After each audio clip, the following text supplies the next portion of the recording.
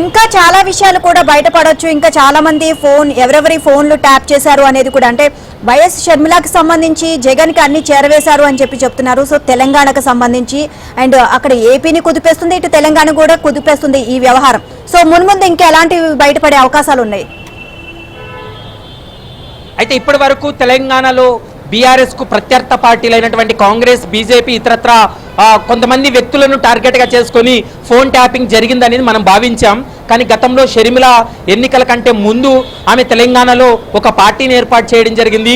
ఆ పార్టీ కోసం తెలంగాణ రాష్ట్రం అంతా కూడా ఆమె పాదయాత్ర చేయడం జరిగింది. ఆ సమయంలో జగన్మోహన్ రెడ్డికి సమాచారాన్ని అందించేందుకు తెలంగాణలో కేంద్రంగానే తెలంగాణ ఫోన్ ట్యాపింగ్లోనే ఈమె యొక్క నెంబర్ను కూడా, వ్యక్తిగత నెంబర్ను కూడా ట్యాప్ చేసినట్లు ఇప్పుడు సమాచారం అందుతుంది. చాలా కీలకమైనటువంటి అంశాలు కూడా వెలుగు చూస్తున్నాయి. మరి చూడాలి, ఈ కేసులో ఇప్పటి వరకు తెలంగాణకు సంబంధించినటువంటి వ్యక్తులు మాత్రమే ట్యాప్ అయ్యాయనేది మనకు సమాచారం ఉంది. కానీ ఏపీకి సంబంధించినటువంటి వ్యక్తులు, రాజకీయ నేతల యొక్క ఫోన్లు కూడా ట్యాప్ అయినట్లు మనకు సమాచారం అందుతుంది. మరి ఎవరెవరి ఫోన్లు ట్యాప్ చేశారనేది మరికొంత విచారణలో అయితే మాత్రం బయటపడేటువంటి అవకాశం అయితే కనపడుతుంది.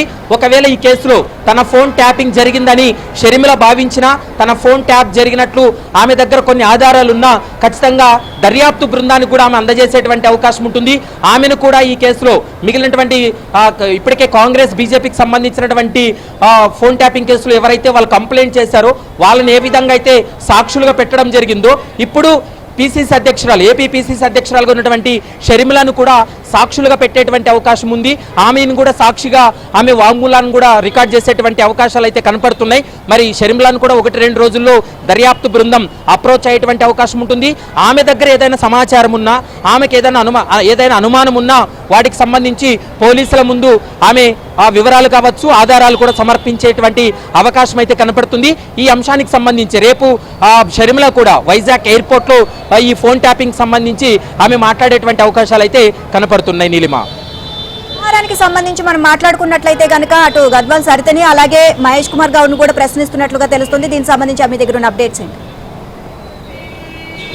ఎగ్జాక్ట్లీ కొద్ది నిమిషాల క్రితమే పీసీసీ అధ్యక్షుడిగా ఉన్నటువంటి మహేష్ కుమార్ గౌడ్ తన ఫోన్ ట్యాప్ అయినట్లు గతంలోనే ఫిర్యాదు చేయడం జరిగింది.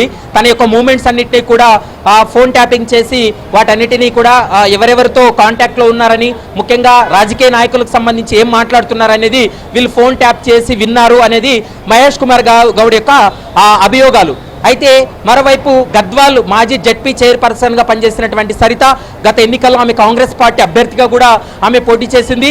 వారిద్దరు ఫోన్లు ట్యాప్ అయినట్టు గతంలో ఫిర్యాదులు ఉన్నాయి కాబట్టి వారిని నోటీసులు ఇచ్చి ఇప్పుడు దర్యాప్తు బృందం అయితే మాత్రం జూబ్లీహిల్స్ పోలీస్ స్టేషన్కి పిలిచింది. కొద్ది నిమిషాల క్రితమే వారిని కూడా లోపలికి వెళ్ళారు. ప్రస్తుతం west zone DCP Vijay Kumar వారిద్దరి యొక్క ఫోన్ ట్యాపింగ్ వ్యవహారానికి సంబంధించి వారి దగ్గర ఉన్నటువంటి ఆధారాలు ఏంది, వాళ్ళకు ఉన్నటువంటి సమాచారం ఏంటనేది ప్రస్తుతం వాంగ్మూలం రూపంలో రికార్డ్ చేస్తున్నారు. ఈ కేసులో వారిద్దరు కూడా సాక్షులు కాబోతున్నారు. ఎందుకంటే ఎస్ఐబి మాజీ చీఫ్గా పనిచేసినటువంటి ప్రభాకర్ రావు విచారణను తర్వాత ఈ కేసులో చాలా కీలక అంశాలు బయటపడుతున్నాయి. మరోవైపు ఎస్ఐబిలో డిఎస్పీగా పనిచేసినటువంటి ప్రణీత్ రావు, మరోవైపు టాస్క్ ఫోర్స్ ఓఎస్డీగా, టాస్క్ ఫోర్స్ డీసీపీగా పనిచేసినటువంటి రాధాకిషన్ రావు, తిరుపతన్న, వీరిచ్చినటువంటి స్టేట్మెంట్లు, వీరి దగ్గర సేకరించినటువంటి ఆధారాలు, దర్యాప్తులో వెల్లడైనటువంటి అంశాలు ఇవన్నిటినీ పరిగణలోకి తీసుకున్న తర్వాత ఏపీకి సంబంధించినటువంటి వ్యక్తుల యొక్క ఫోన్లు కూడా ట్యాబ్ అయినట్లు ప్రస్తుతం అయితే మాత్రం అధికారులు నిర్ధారణకు రావడం జరిగింది. అందులో భాగంగానే ప్రస్తుతం అయితే దర్యాప్తు రోజువారీ విచారణ కూడా ఫోన్ ట్యాపింగ్ కేసులో విచారణ కొనసాగుతుంది. ఈ మంత్ ఎండింగ్ కానీ లేదా వచ్చే నెలలోపు ఈ కేసు విచారణ పూర్తి చేసి ఛార్జ్ షీట్ కూడా ఫైల్ చేసేటువంటి అవకాశం ఉంటుంది. ఎందుకంటే శ్రవణ్ రావు కావచ్చు, ఇప్పటికే ప్రభాకర్ రావు, వీరిద్దరి వ్యవహారంలో ఇంకా ఛార్జ్ షీట్ ఫైల్ చేయలేదు కాబట్టి ఈ మంత్ ఎండింగ్ కానీ వచ్చే నెలలోపు ఈ కేసులో ఛార్జ్ షీట్ కూడా ఫైల్ అయ్యేటువంటి అవకాశం అయితే కనపడుతుంది. ఈ కేసు దర్యాప్తు చివరి అంకంకు చేరుకుంది. ఈ 2 నెలల్లోనే ఈ కేసు దర్యాప్తు అంతా పూర్తి చేసి న్యాయస్థానం ముందు ఛార్జ్ షీట్ కూడా ఫైల్ అయ్యేటువంటి అవకాశం అయితే కనపడుతుంది. Neelima, right, thank you Praveen.